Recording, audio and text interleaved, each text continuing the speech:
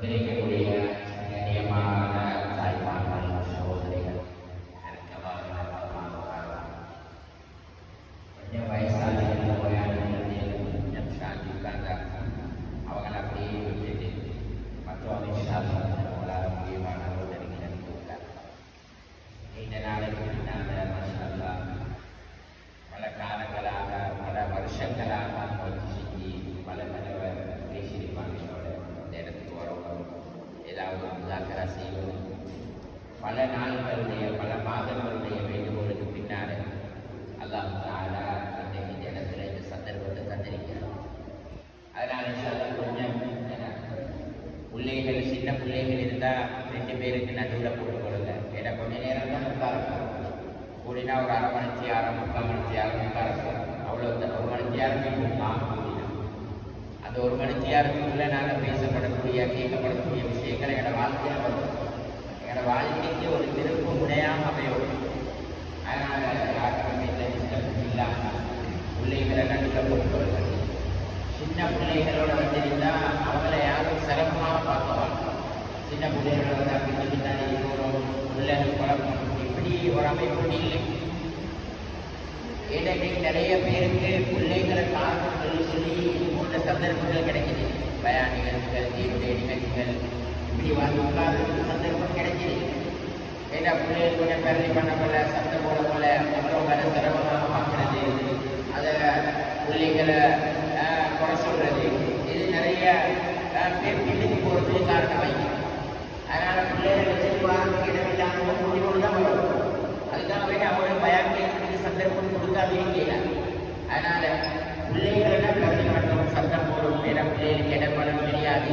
அதனால் நாங்கள் தான் கொஞ்சம் சமாளிக்கணும். பெரியவங்க நாங்கள் கொஞ்சம் சமாளித்து உள்ளகளை கொஞ்சம் ஏன்னா எங்களை பொறுப்புல எங்களை கண்காணிப்பு போட்டு அப்படி கொஞ்சம் நல்லா கலைச்சலை இதை கொஞ்சம் மட்டும் பெரிய வெயிட் கொஞ்சம் சமாளித்து முடிவுவார்.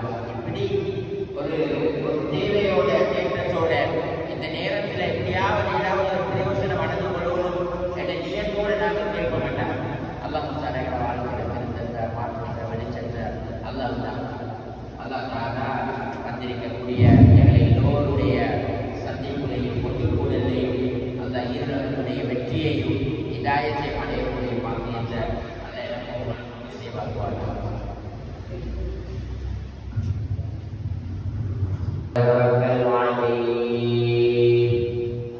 ونعوذ بالله من شرور أنفسنا ومن سيئات أعمالنا من يهده الله فلا مضل له ومن يضلله فلا هادي له أشهد أن لا إله إلا الله وحده لا شريك له وأشهد أن سيدنا ونبينا وشفيعنا محمدا عبده ورسوله وصلى الله وسلم وبارك على سيدنا محمد نبي الأمي وعلى آله وصحبه وسلم تسليما كثيرا كثيرا. أرسله بالحق بشيرا ونذيرا وداعيا إلى الله بإذنه وسراجا منيرا. أما بعد فيقول الله تبارك وتعالى في القرآن الكريم: أعوذ بالله من الشيطان الرجيم. بسم الله الرحمن الرحيم. يومئذ يصدر الناس أشتاتا ليروا أعمالهم فمن يعمل مثقال ذرة خيرا يره ومن يعمل مثقال ذرة شرا يره. وقال الله تبارك وتعالى: وضرب الله مثلا للذين آمنوا امرأة فرعون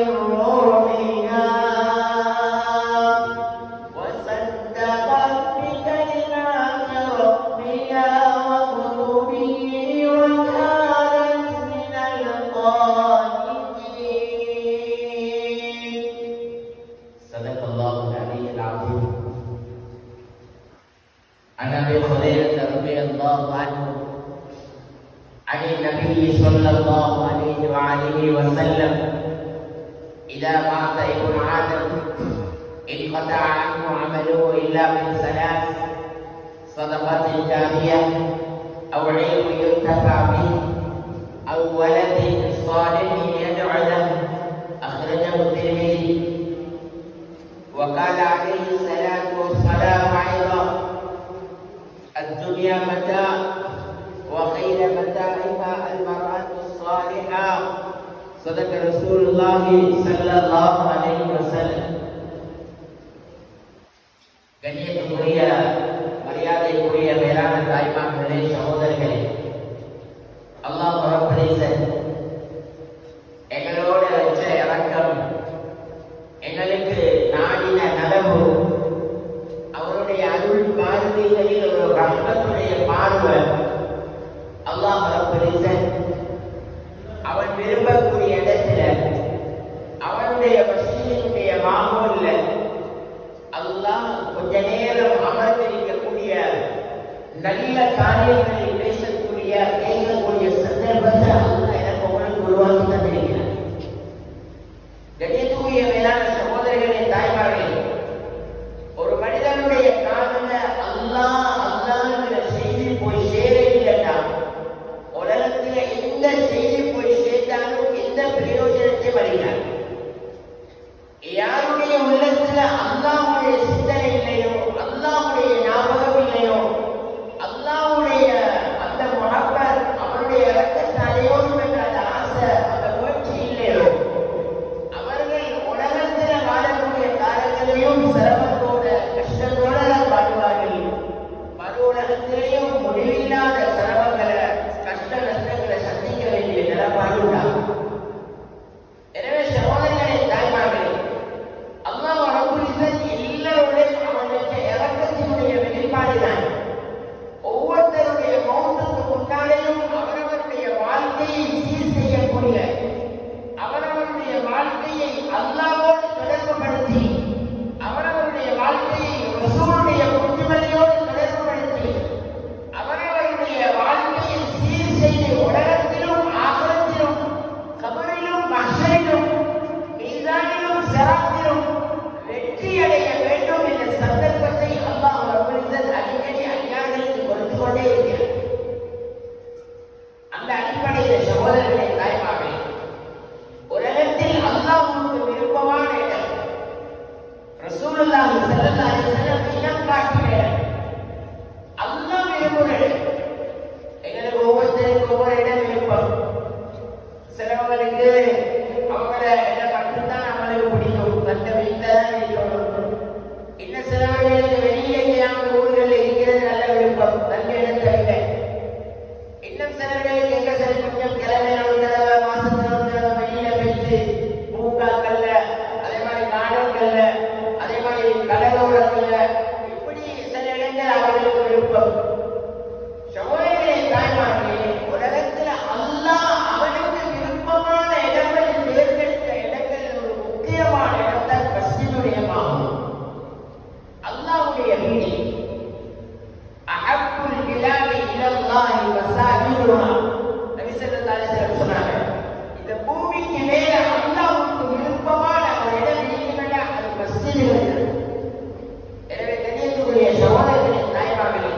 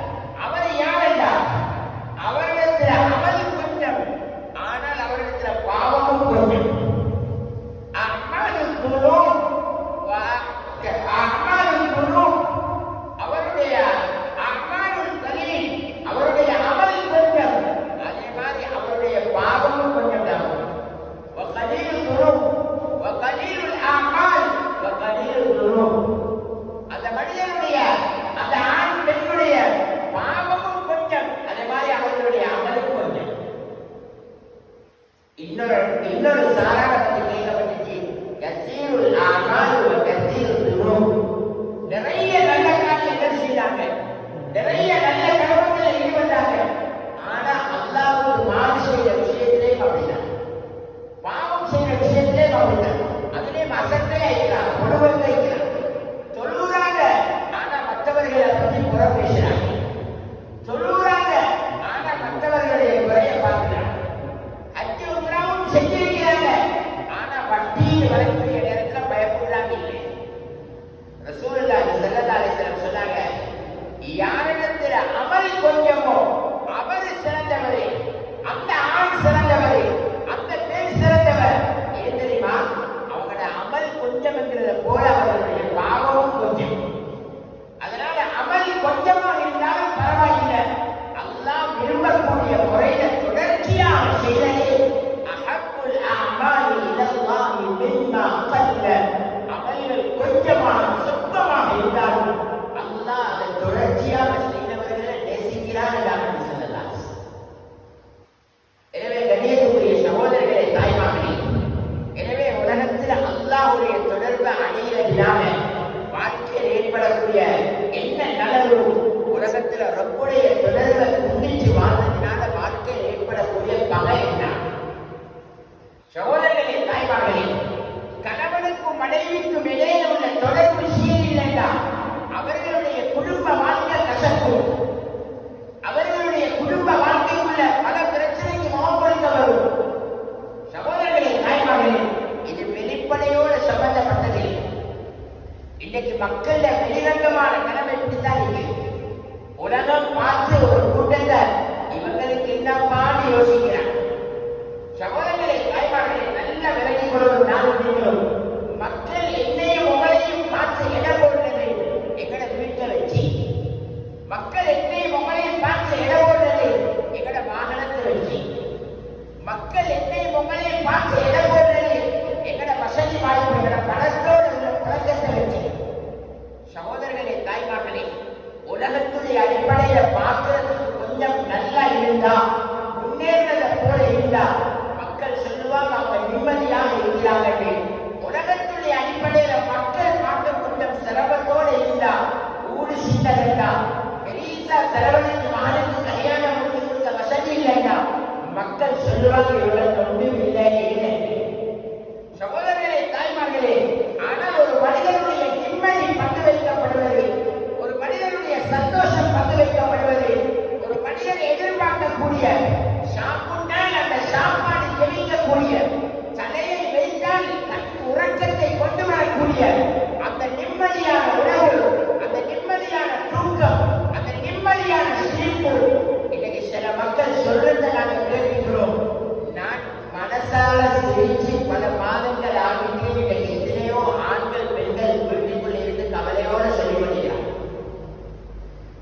நான் சிரிச்ச எவ்வளவோ நானாகிறேன், மக்கள பார்வையில நான் சிரிச்சு கொண்டிருக்கிறேன், எனக்குள்ள அழுது கொண்டிருக்கிறேன். இப்படி எத்தனையோ பேர் வாழ்க்கையை நாங்கள் பார்த்திருக்கிறோம், கேட்டிருக்கிறோம். மக்கள பார்வைக்கு சாப்பாடு, மக்கள பார்வைக்கு நாடகத்தை, மக்களுடைய பார்வைக்கு எல்லாரும் போல கல்யாணத்துக்கு போறாங்க, மக்களுடைய பார்வைக்கு பையனுக்கு வராங்க, மக்களுடைய பார்வைக்கு ஸ்கூல் பஸ்ஸுக்கு வந்திருக்கிறாங்க, மக்களுடைய பார்வைக்கு உள்ளேயோட கொண்டசரி ட்ரிப்புக்கும் வந்திருக்கிறாங்க.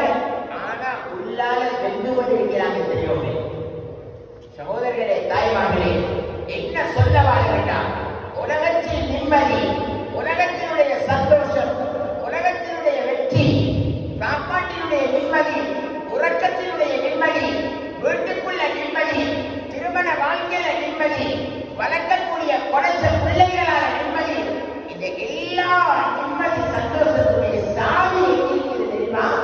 எனக்கும் உங்களுக்கும் மத்தியில, அல்லாஹுக்கும் எங்களுக்கும் மத்தியில் உள்ள உறவுலே.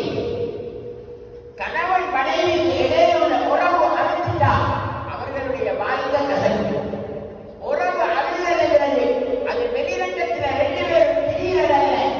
இவருடைய கருத்து அவங்க பிடிக்கவில்லை, அவட கருத்து இவருக்கு பிடிக்கவில்லை. ரெண்டு பேருடைய அந்த வெளிப்படையில அண்டர்ஸ்டாண்டிங் இல்லை.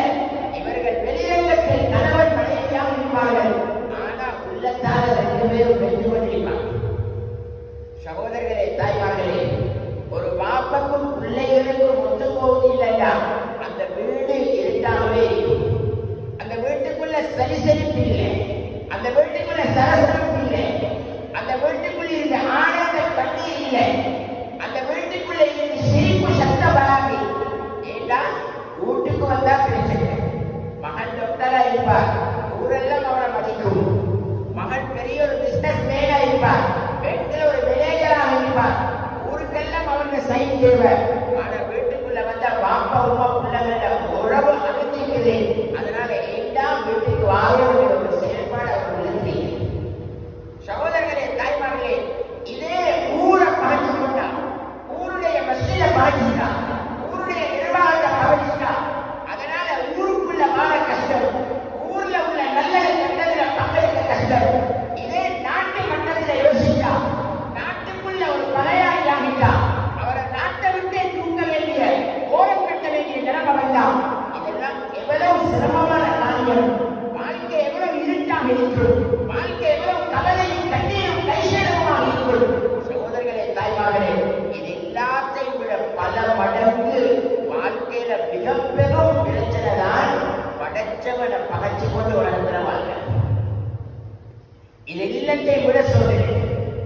சகோதரர்களே, தாய்மார்களே, கணவனுக்கும் மனைவிக்கும் இடையில உள்ள எண்டரின் சீலாங்க இல்லையா, மனைவி தான் மட்டும்தான் கோபப்பட போறா அல்லது கணவன் மட்டும்தான் கோபப்பட போறார். அவங்க ரெண்டு பேருக்குள்ளே தான் கோபம் வரப்போகுது, அவங்க ரெண்டு பேருக்குள்ளே தான் கருத்து முரண் வரப்போகுது. முடிவுல என்ன நடக்கும்? அவர் ரெண்டு பேரையும் முடிவுல ஒண்ணுமே செய்ய இயலாதா, ரெண்டு பேரும் பிரிச்சு விட்டா அவங்களோட மனம் விரும்புகிற வார்த்தையை தேர்ந்தெடுத்து கொண்டு போயிட்டாங்கன்னா அவங்களோட பிரச்சனை முடியும். அதோட அவங்களோட பிரச்சனை முடிஞ்சு அவர் அவருடைய வழியை பார்த்துக்கொண்டு போவா, நீங்க இவட வழியை பார்த்துக்கொண்டு போவா, பிரச்சனை முடிஞ்சு. சகோதரர்களே, தாய்மார்களே, வாப்பக்கும் பிள்ளைகளுக்கும் இடையில என்ன இல்லைன்னா எதனால் அந்த பிரச்சனையோ அந்த பிரச்சனையை பார்த்து சரி செஞ்சுட்டா அந்த பிரச்சனை முடியும். பிள்ளைகள் சில செயல் பாப்பாக்கு பிடிக்குது இல்லைன்னா பாப்பா மட்டும்தான் சூடாக கூடாது. பாப்பட செயல் பிள்ளைகளுக்கு பிடிக்குது இல்லைன்னா வீட்டுக்கு பக்கத்தில் அந்த பிள்ளைகள் 4 பேர் தான் நியாயம் கேட்க போறாங்க.